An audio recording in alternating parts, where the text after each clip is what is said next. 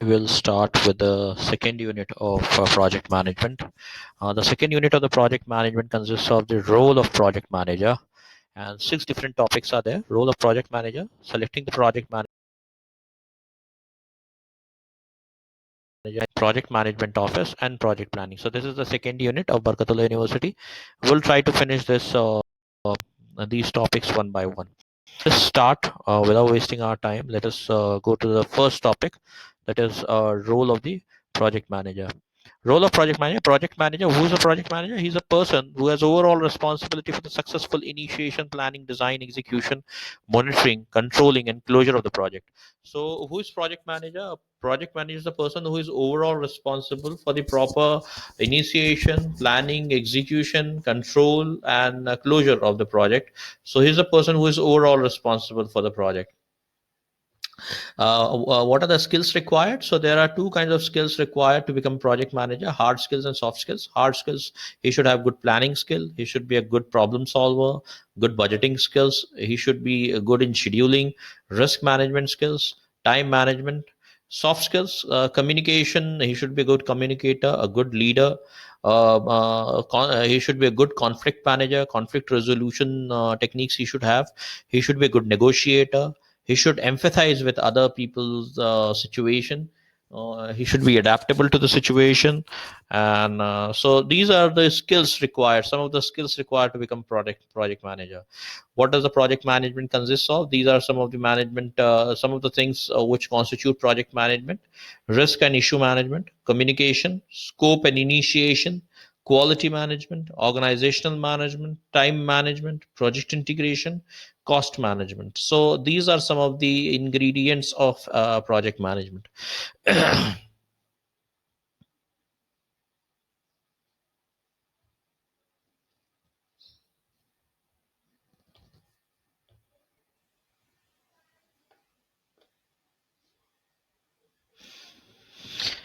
Now, roles and responsibilities of a project manager. Just to sum up, project manager is a person who is overall responsible for the planning, initiation, execution, control, and closure of the project. So, from beginning to the end, project manager is the person who is overall responsible for the project. These are some of the roles and responsibilities. These are not exhaustive. You can add your own on the basis of whatever you think should be the roles and responsibilities of a project manager. First, defining scope and specification of the project, strategize and prepare.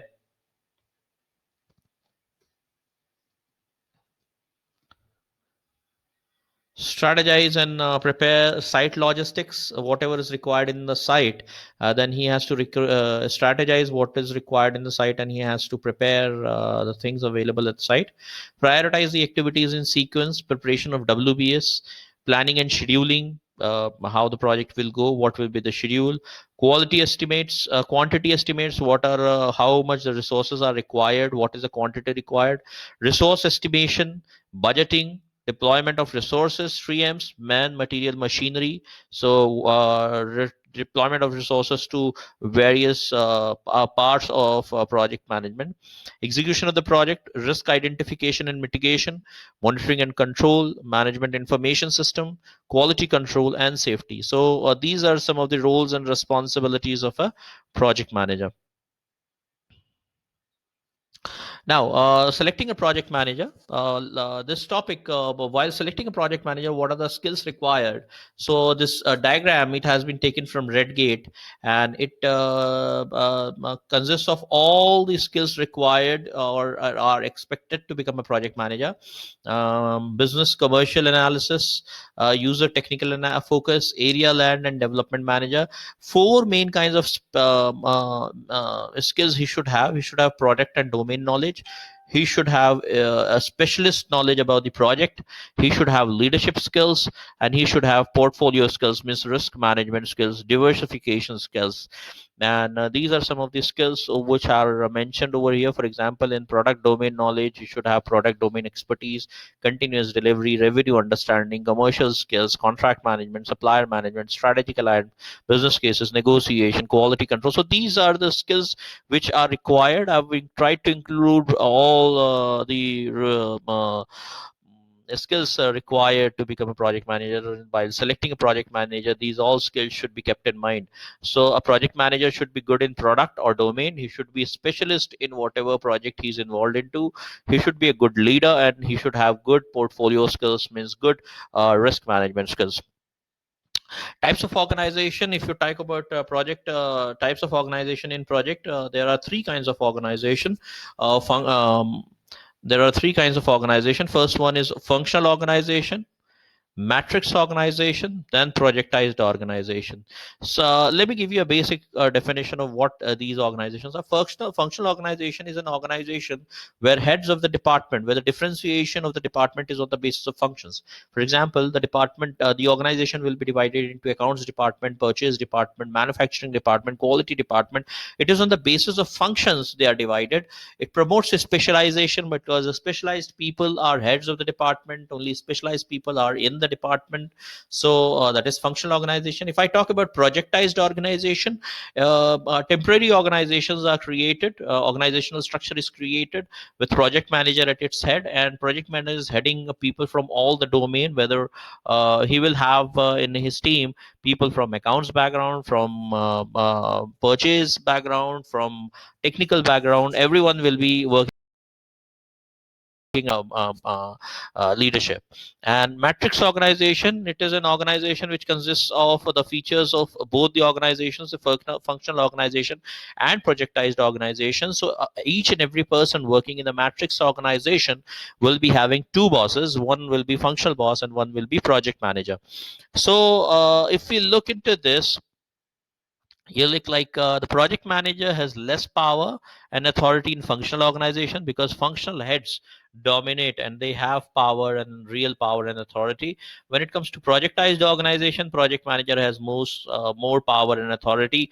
And matrix organization, the power between project manager and functional head is balanced. So balanced matrix is there.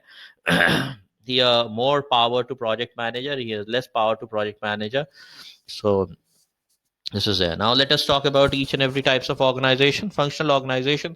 The concept of functional organization was suggested by F.W. Taylor, who recommended the appointment of specialists at important positions. The head of departments are specialists. For example, a person, if the department is divided into accounts, purchase, technical departments, then the person heading accounts department will be from accounts background, and he will be the specialist will be heading the department.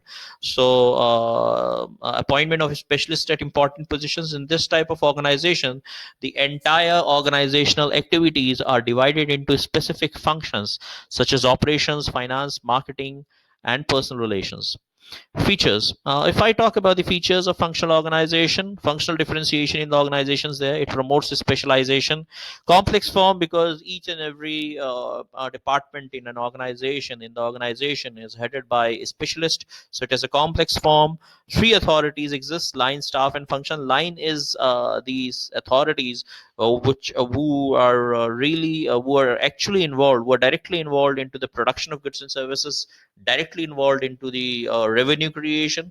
Staff is advisory function, and function is experts, so specialized people. Then it consists of specialized heads. Principle of unity of command, because functional head will be having will be commanding the people working under him, so there will be unity of command. And there will be each and every department will have its own set of jargons, its own set of technical language, technical vocabulary, which they will be uh, using. Now merits, it promotes specialization. Effective control, because specialists are dealing with a specialist and boss is a specialist, so it takes care of the control very well. Economy, efficiency, and better supervision. Demerits: difficulty in coordination. Coordination is difficult because each and every department will suffer from will not be able to understand what the problem of the other department, and that will create a kind of conflict between departments, and that will lead to lack of coordination. Difficulty in fixing responsibility, because each department, because it consists of specialists, they will be blaming each other and they will not be accepting the responsibility of something went wrong. Then conflicts will be there because of professional bias, professional bias we have already mentioned here, and it is costly because you are recruiting all specialists, so it will be a costly form of organization. Now, project-based organization, these are temporary organizational structures formed for specific projects for a specific period of time, and once the goal is achieved, these are dismantled. So these are temporary organizational structure where manager heads a team which consists of people from varied backgrounds.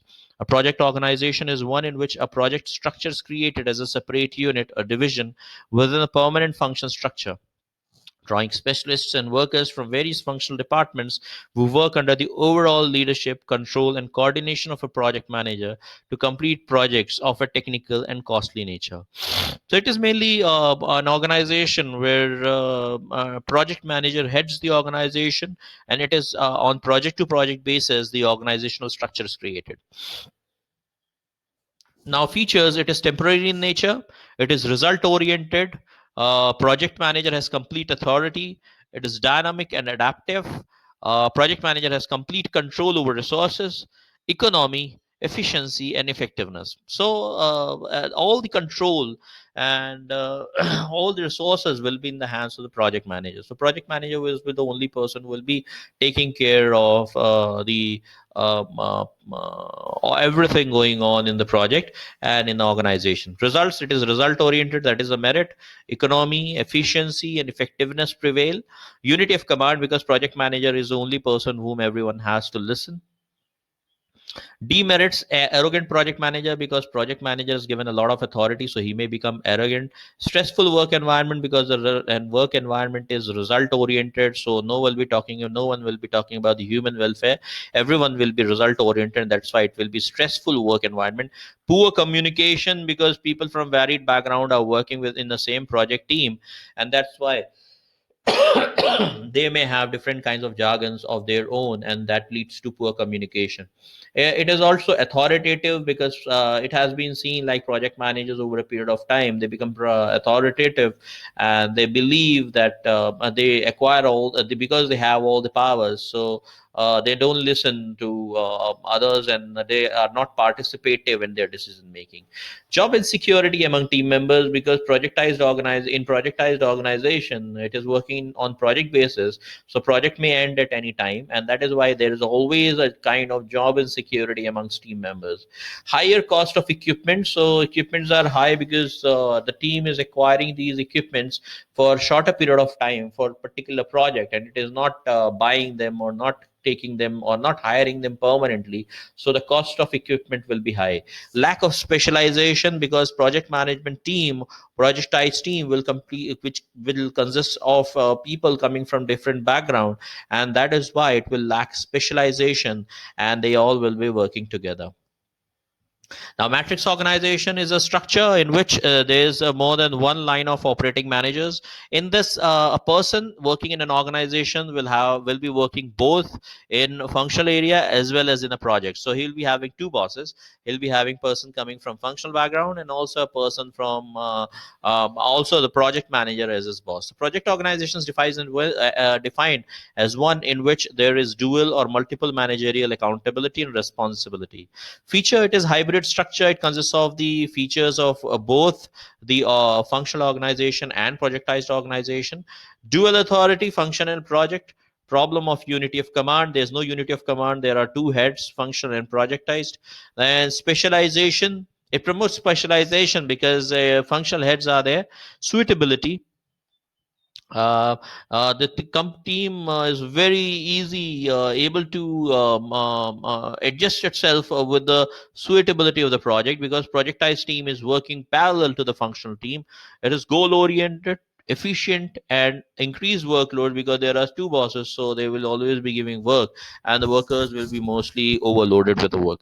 What are the merits? Sound decisions, development of skills, sound decisions, development of skills, because people are working in varied things, so they're having two bosses, so there will be development of skills. Top management can concentrate on strategic planning, because lower team is working on the execution well. Response to changes in environment, specialization, optimum utilization of resources, motivation, and higher efficiency. demerits, increase in workload because of because of dual boss, dual command, lack of clarity, high operational cost because there are two kinds of teams working together, so there will be higher cost, difficulty of balance. There's very difficult it is very difficult to balance functional part of the organization with the project form of the organization, and that leads to a lot of confusion. Then power struggle, there's always power struggle between project manager and specialized head. Morale, again, the morale of the people is low because people are really they're overloaded with the work, and they hardly get appreciation for their good work. If they are in the good books of one boss, naturally he comes into the bad books of the other boss, and that's how the problem occurs. Complexity, it leads to complexity in the relationships because there are two bosses, everyone has to be balanced, and shifting of responsibility. The responsibility maybe what happens is, for example, sometimes if something goes wrong, then project manager will be putting responsibility on functional manager, and functional manager will be putting responsibility on the project manager. So there will be shifting of responsibility. Now the project team, so this is about the matrix organization. The project team includes the project manager and the group of individuals who work together on a project to achieve its objectives. So all the people who are working in the project are consist of project team. It consists of project manager, project management staff, the other team members who are maybe not directly involved with management but carry out the work related to project. So anyone related to project is part of the project team. What does a project team management include? It includes making organizational charts, team training, what are the team dismissal policies, project staffing, safety of the people working on the project, reward and recognition for the people who are doing good, and roles and responsibilities definition. It is very important to define role and responsibility of the people working in the project clearly. Now, what are the features of the project team? It clearly defines goals, it clearly defines roles. Open and clear communication leads to open and clear communication, effective decision making, balanced participation, valued diversity. Diversity is valued because people from varied backgrounds come to make the project. From various specializations, people are coming and becoming part of the project team. Then managing conflicts, there may be conflicts from people from various background, but the project team manages the conflicts very well. Then positive atmosphere, none of the project team can work well if they don't have positive atmosphere. Cooperative relationship, everyone should understand the problem of the other, everyone should cooperate with the work of the other. Participative leadership should be participative, it should not be authoritative. Team leader should not become arrogant, he should be participative, he should be to the people, he should understand the problems of the people, and at the same time he should concentrate on task structure as well. This is a sample project team, the project co-director, project team management team, process transformation. This is a kind of just a brief I've given, like what the project team looks like. Now, the project management office. The next one is project management office. Actually, just to understand, project management office is the advisory role. It is an advisory place. It is a place which gives back-end support to the project management team. So, project management office abbreviated to PMO, is a group or department within a business, government agency, or enterprise that defines and maintains standards for project management within the organization.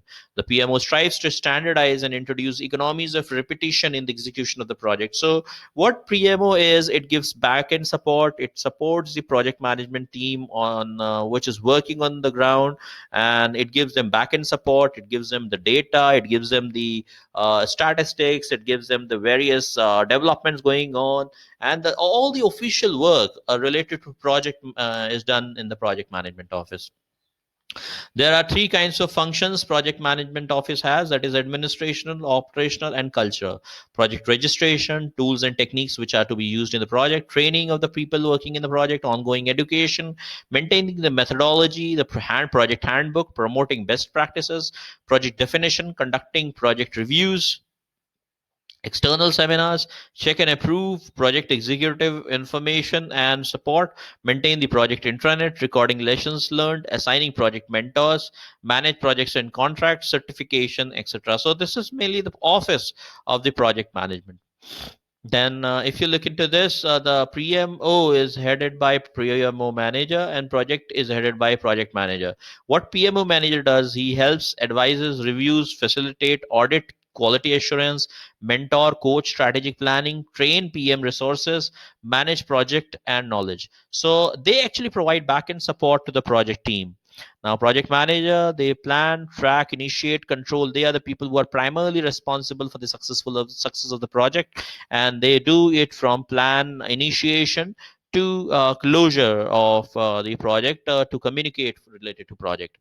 Now, support and control model. So PMO, what it does, it has mainly two kinds of functions: support functions and control functions. So support functions, they will make master project schedule, issue tracking, reporting, PM tools, project management tools and tool support, integrated project reporting, project document repository. So they will keep all the documents related to project administrative support, project consulting and mentoring, project management coaching, training, certification to the people working in the project management, PM standards, methodology and process. And what are the control functions? They will also make sure that the actuals of the project with when the project is going on also match with um, the standards of the project. So they are key. PMO is key when it comes to controlling the project, and how they control help the project manager in controlling the project is through project audits, business case, project approval, project prioritization, project management, contract management, resource management, cost and schedule control, and project portfolio management. So these are the control functions of PMO. Project planning. Project management is defined as the collection of proven techniques for proposing, planning, implementing, managing, and evaluating projects combined with the art of managing people. So, what is project management? It is defined as a collection of proven techniques for proposing, means conceptualizing, planning, implementing, managing, and evaluating projects combined with the art of managing people.